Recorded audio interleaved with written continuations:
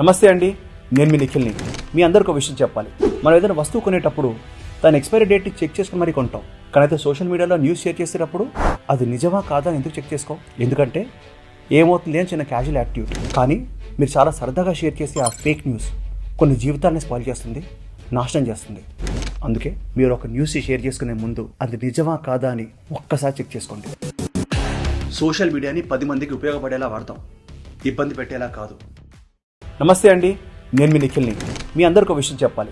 మనం ఏదైనా వస్తువు కొనేటప్పుడు దాని ఎక్స్పైరీ డేట్ చెక్ చేసుకుని మరీ కొంటాం. కానీ అయితే సోషల్ మీడియాలో న్యూస్ షేర్ చేసేటప్పుడు అది నిజమా కాదా అని ఎందుకు చెక్ చేసుకో? ఎందుకంటే ఏమవుతుంది అని చిన్న క్యాజువల్ యాటిట్యూడ్, కానీ మీరు చాలా సరదాగా షేర్ చేసే ఆ ఫేక్ న్యూస్ కొన్ని జీవితాలని స్పాయిల్ చేస్తుంది, నాశనం చేస్తుంది.